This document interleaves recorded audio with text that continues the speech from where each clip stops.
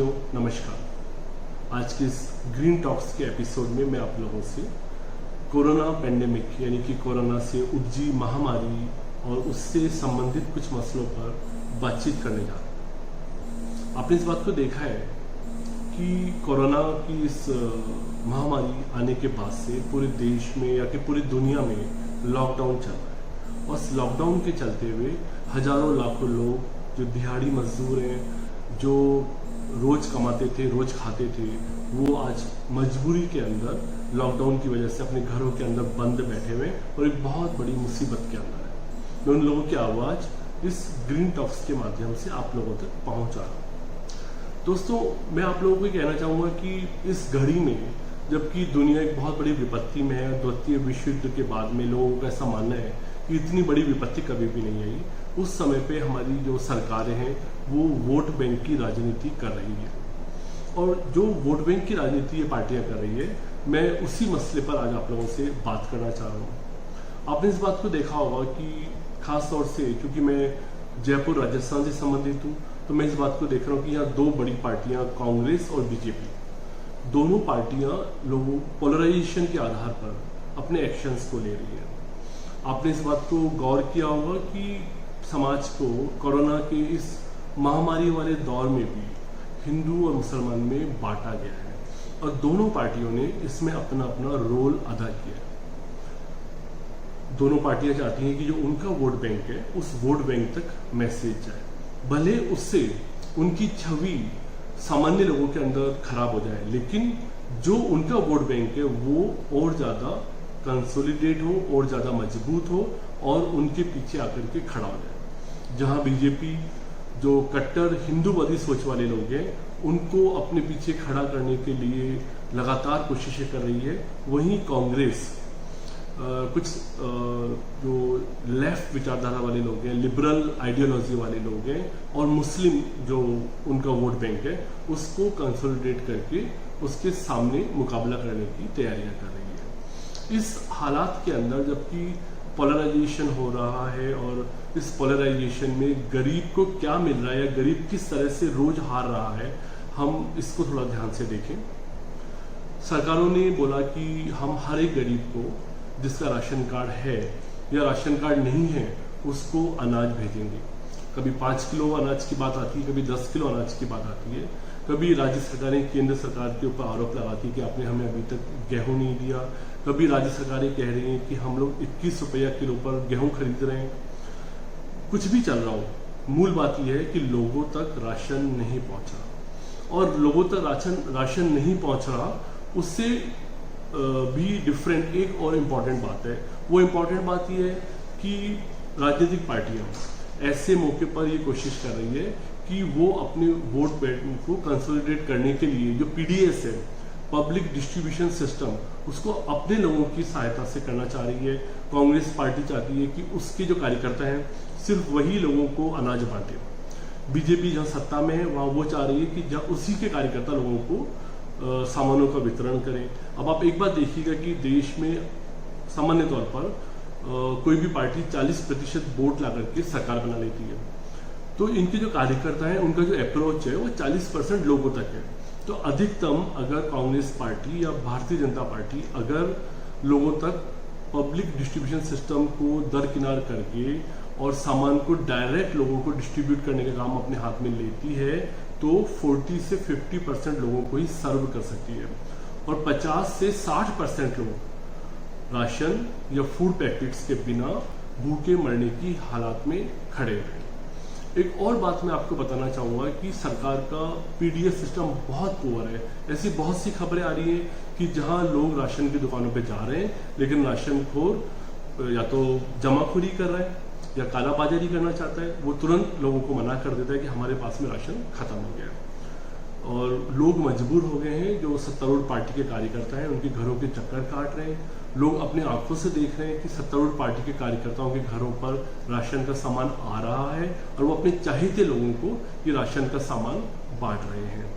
इसी तरह से मोदी सरकार ने या कि राज्यों की सरकारों ने इस बात को बार बार घोषित किया कि हम जो असंगठित क्षेत्र में जो लोग काम कर रहे हैं, जो गरीब तबके के लोग हैं, जिनका जनधन अकाउंट खोला गया था, जो जरूरतमंद लोग हैं उन सभी लोगों को 2,000 रुपया या 5,000 रुपया प्रति माह उनके बैंक खाते में ट्रांसफर करेंगे। मेरे पास ऐसी हजारों लोगों की सूचना है जो ये कह रहे हैं कि हमारे पास में किसी भी तरह का कोई ट्रांसफर नहीं आया। एक बहुत इंपॉर्टेंट बात इस मौके पर मैं आपको ध्यान दिलाना चाहूँगा कि अधिकतर जो गरीब लोग हैं वो मजदूरी करते हैं, दिहाड़ी करते हैं या छोटे छोटे काम करते हैं। मार्च में 25 तारीख को जब ये लॉकडाउन डिक्लेयर हुआ उस समय पर 1 तारीख से लेकर 25 तारीख तक इन गरीब लोगों ने, इन मजदूर लोगों ने, जो छोटे छोटे जो मध्यम दर्जे के व्यापारी हैं जिनके पास ये लोग काम करते हैं, वहाँ पर 25 दिन तक इन्होंने काम किया, माल को पहुँचाया। जो माल मैन्युफैक्चरिंग करते हैं या दूसरे काम करते हैं, 25 को अचानक लॉकडाउन हो जाने से इनको मजदूरी नहीं मिली 1 से लेकर 25 तारीख तक। मैंने किसी भी जगह पर ये नहीं सुना कि मजदूरी के बांटने के लिए जो ये छोटे व्यापारी हैं, छोटी छोटी फैक्ट्री वाले जो मालिक हैं, उनको सरकार ने कोई पास जारी किए हैं कि वो जाकर के अपने मजदूरों को उनकी मजदूरी का पैसा चुका दें। ना मैंने कभी सुना है कि मजदूरों को कभी अलाउ किया गया है कि वो अपने सेठ जी के पास जाकर के अपनी मजदूरी का पैसा लेकर के आ जाए। इस तरह से जो सैलरी पेड लोग हैं उनके लिए तो सरकार इंश्योर कर रही है कि उनके संस्थान उनको तनख्वाहें पहुंचाएं, लेकिन जो गरीब तबके के लोग हैं उनके पास में उनकी मजदूरी का पैसा नहीं पहुंच रहा, जो बहुत चिंता की बात है। और पैसा नहीं होने की वजह से वो आज दर दर की ठोकर खा रहे हैं, उन्हें भिखारी बनना पड़ रहा है, उन्हें अपने अड़ोसी पड़ोसियों से मांग करके खाना पड़ रहा है। और ऐसे मौके पर अनेक लोग जो स्वयंसेवी संस्थाएं हैं या पुण्य कमाना चाह रहे हैं, हालांकि वो लोग वहाँ पर फूड पैकेट पहुंचा रहे हैं, लेकिन अब यकीन मानिए कि फूड पैकेट्स की सप्लाई भी उन लोगों तक सही तरह से नहीं पहुंच पा रही है। इस एपिसोड में हम कोशिश करेंगे कुछ लोगों से चर्चा करें, बातचीत करें। आज के इस एपिसोड में मैं आप लोगों को ले चलूंगा कुछ ऐसी इंटीरियर एरियाज में, कुछ ऐसी जगहों पर जहां लोग बंद लॉकडाउन में बैठे हैं। उनके हालात को हम लोग जानेंगे कि वो लोगों को क्या राशन मिल रहा है, क्या वो लोगों को जनधन खातों में कुछ पैसा मिला है, क्या उनकी पिछले महीने की मेहनत की मजदूरी उनको मिल गई है। उनके हालात को मैं आपको सीधे सुनाना चाहता हूँ, उनकी बात को उन्हीं की जुबानी आपको सुनाना चाहता हूँ। मैं कुछ ऐसे लोगों के पास आपको लेकर के जाऊंगा अभी और उनसे आपकी बातचीत कराऊंगा और आप उन्हें सुनेंगे और आप स्थिति की भयावहता को मेरे से ज्यादा बेहतर ढंग से समझ सकेंगे।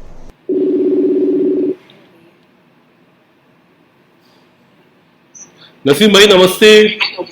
नमस्कार सर। नमस्कार। कैसे हो नसीम भाई? सर बढ़िया। क्या डिस्टर्ब तो नहीं कर दिया? फ्री थे ना? नहीं नहीं, बिल्कुल नमाज पढ़ के फ्री हुआ था सर अभी। चलिए, बहुत आपको एक तो रमजान की बहुत आपको मुबारकबाद हो मेरी ओर से। नसीम भाई, मैं जानना चाह रहा था, ऐसी काफी खबरें मेरे पास हैं कि लोगों तक जो अनाज पहुंचना था राशन का वो बहुत पहुंच रहा है, घर घर में सरकार अनाज पहुंचा रही है और अमन चैन है, लोगों पर सही काम हो रहा है सारा। तो इस पर आप क्या कह रहे हो, ये बात जानना चाह रहा हूं मैं। जो सरकार का दावा है कि अनाज या राशन पहुंच रहा है, उसके बातचीत बताएं सर, बताएं। सर सरकार का जो दावा है वो बिल्कुल खोखला है। अच्छा। इस चीज को मैं बहुत अच्छी तरीके से, सरकार का कोई सा भी नुमाइंदा हो, हाँ जी, वो आ जाए, मैं उसे डोर टू डोर ले जा करके, हाँ जी, दिखा सकता हूँ कि आज तक कितने लोगों के पास में खाना नहीं पहुंचा है। अच्छा। राशन नहीं पहुंचा है। अच्छा। नसीम भाई माफ हाँ, जी हाँ, आप बोलिए, पहले आप बोलिए। सर सबसे मेन जो चीज है, दावा तो सरकार हर बार करती है, लेकिन अभी तक मैं, जैसे कि 181 का बहुत ज्यादा रूमर फैला हुआ है कि 181 पे फोन करो और सामान आ जाता है। मेरे पास ऐसे करीब करीब 300 लोग हैं सर। अच्छा। जिन लोगों से मैं डोर टू डोर ले जाकर के बात करा सकता हूँ और उनके मोबाइल के ऊपर वो रिकॉर्डिंग, मतलब फोन के ऊपर वो नंबर भी अवेलेबल होगा कि कितनी मरतबे उन लोगों ने मतलब एप्लीकेशन दे चुके हैं, बात कर चुके हैं, लेकिन उन तक आज तक कोई सामान नहीं पहुंचा। अच्छा। अच्छा।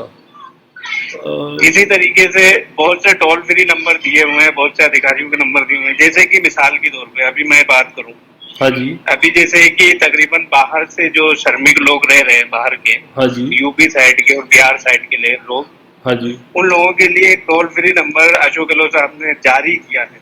हाँ जी। 4-5 दिन हो गए, वो बहुत ज्यादा मार्केट के अंदर घूम रहा है। हाँ जी। यहाँ तक कि मैंने कोई सेक्रेटरी साहब हैं जिनको अभी राजस्थान का प्रभारी बनाया, मतलब जो बाहर से लोग आते जाते हैं। हाँ जी। मतलब बाहर बाहर वाले राजस्थान का प्रभारी बनाया कि बाहर के लोग यूपी जा सके, या उनको जो भी सिस्टम है उस चीज को जो बनाया है हाँ जी। गवर्नमेंट ने। हाँ जी। उनसे भी मैंने बात की तो उनका सीधा स्पष्ट जवाब था हाँ जी। कि तुझे अगर वो करना है, क्या बोलते हैं, रजिस्ट्रेशन करना है तो कर, और नहीं करना तो ऐसी तैसी करा।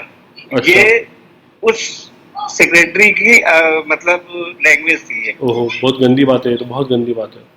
और दूसरी चीज, मैंने उसी टोल फ्री नंबर जो अशोक गहलोत साहब ने जारी किया है, वो हाँ जी। सेंटर का है या राजस्थान का है या किसका है, लेकिन ज्यादातर अशोक गहलोत का नाम आ रहा है उसके ऊपर। हाँ जी।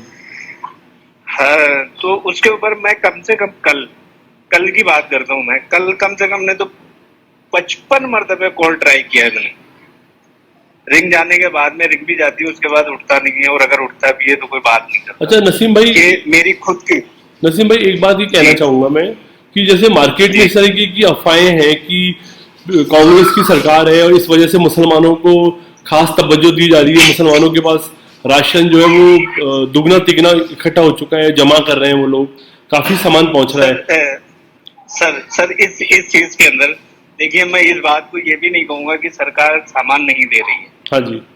मैं इस बात को नकार भी नहीं सकता, क्योंकि हम जहाँ रहते हैं अमृतपुरी के इलाके के अंदर, हाँ जी। जहाँ अभी चारों तरफ से रास्ता बंद है, हाँ जी। उस एरिया के अंदर मैंने ये देखा है कि तकरीबन 2 बार तो मैं देख चुका हूँ कि 200 किट एक बार आई थी मेरी नॉलेज में। हाँ जी। एक मरतबे 70 किट आई थी मेरी नॉलेज में। हाँ एक जी। मरतबे तो 150 किट आई थी मेरी नॉलेज में। हाँ जी। और ऐसे करके कई, मतलब 4-5 मरतबे ऐसी किट आई हैं। हाँ जी। लेकिन मैंने राशन नंबर भी दिए हैं। हाँ जी। उन्होंने बोला कि वो घर बता दो, वो घर भी बता दिया मैंने, क्योंकि वो लोग सबको जानते हैं। हाँ जी। लेकिन उन लोगों तक जिनके पास पहुंचना चाहिए उनके पास तो नहीं पहुंचा। अब वो सामान कहाँ गया, अल्लाह बेहतर जानता। अच्छा, यानी आपको ऐसा लग तो रहा है मैं तो कि यही सामान, मानूंगा मैं तो यही मानूंगा सर कि जो सत्ता में लोग हैं वो सत्ता का दुरुपयोग कर रहे हैं। यानी आपको लग रहा है कि सामान आ तो रहा है लेकिन लोगों तक नहीं पहुंच रहा है, और जरूरतमंद तक नहीं पहुंच रहा है। और मेरे पास एक फोन और भी आया था, किसी समाज सेवी आदमी था, वो मैं नाम तो अभी नहीं बता सकता, लेकिन अगर कोई भी बात आएगी हेलो, तो मैं उस आदमी को सामने भी लिया हुआ। हाँ जी। उसने कमेंट किया था आज के 4 दिन पहले, हाँ नसीम कि भाई। आमागढ़ कच्ची बस्ती है, हाँ। इस एरिया के अंदर तकरीबन 4 मरतबे जो कांग्रेस के कार्यकर्ता जो उनको सपोर्ट करते हैं उनके यहाँ 5 मरतबे सामान आया है। 5 बार। लेकिन उन्हीं के बराबर में दूसरा घर है जिसके यहाँ पे 3 दिन से खाना नहीं बनाता। अच्छा। उनको खाना नहीं मिलता। अच्छा। अच्छा। तो इस तरीके की भी चीजें आ रही हैं सामने, मतलब लोग। नसीम भाई मैं जानना चाह रहा हूँ कि कितने % लोगों को आपके ख्याल से खाना मिल रहा होगा? सर 40% लोगों को। 40% लोगों को? ये क्या मुस्लिम लोगों के लिए कह रहे हो आप, या हिंदू मुस्लिम सभी तरह के लोगों पर कह रहे हो? मैं हर किसी की बात कर रहा हूँ, कोई मतलब गैर मुस्लिम या मुस्लिम की बात नहीं करता हूँ। हाँ, मतलब 40% इंसानियत की करता हूँ। 40% आवाम को खाना मिल पा रहा है। 40% लोगों तक। हाँ, और 60% जो वाकई में जो कमजोर हैं, हाँ, और जो जिनके पास नहीं है खाने के लिए, उनके पास आज भी नहीं पहुंच रहा है। ओहो, अच्छा, ये तो बड़ी बुरी बात है, उनकी स्थिति बड़ी खराब होगी फिर तो। बिल्कुल। तो अच्छा नसीम भाई, आप करते क्या हैं? सर वैसे तो मैं खुद एक मजदूर आदमी हूँ, मेरा एम्ब्रॉयडरी का काम था। मैं अच्छा। भी किसी के यहाँ नौकरी करता था। और दूसरी चीज ये, हाँ, इस बात पे बहुत अच्छी याद दिलाई, बहुत अच्छा क्वेश्चन किया है सर आपने। हाँ जी। जैसे कि अभी मैं किसी के यहाँ काम कर रहा था। हाँ जी। और तकरीबन उनके यहाँ मैं 8-1 महीने से काम कर रहा था वहां पर। हाँ सर।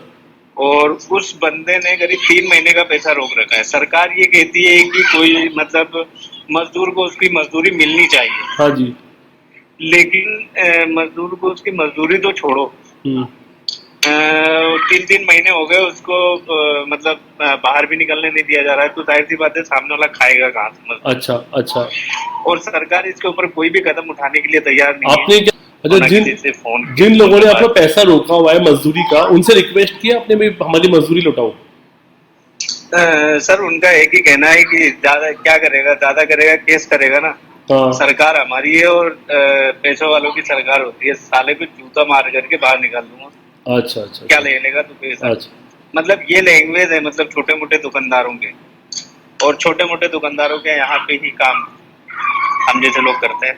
हम्म। तो नसीम भाई, आपसे जो अभी बातचीत हुई है, हम कोशिश करेंगे इसको इस वीडियो के माध्यम से सरकार तक पहुंचाने की। जयपुर के कलेक्टर को हम ये जी। वीडियो भेजेंगे कि भाई ये हालात में है ये सर लोग। अभी सर बिल्कुल मैं आपकी बात से सहमत हूँ। मैंने अभी करीब आधे घंटे पहले या 1 घंटा हो चुका होगा, मैंने कलेक्टर साहब के फोन पे फोन किया था। हाँ जी। उनके मोबाइल नंबर पे फोन किया तो वहां से रिप्लाई मैसेज आता है कि साहब आप मेरे इस PS करके कोई है उसके व्हाट्सएप पे मैसेज करें या मेरे ऑफिस में कांटेक्ट करें। हाँ जी। तो ऑफिस नंबर आया, मैंने उस ऑफिस नंबर पे कम से कम 5 बार ट्राई कर चुका हूँ, पूरी पूरी घंटी गई है, लेकिन वो फोन नहीं उठा। सर अब मैं कैसे मान लूं कि मतलब लोगों के पास सामान पहुंचेगा और अधिकारी जिनको हम सैलरी देते हैं वो लोग ही हमारी केयर नहीं कर रहे।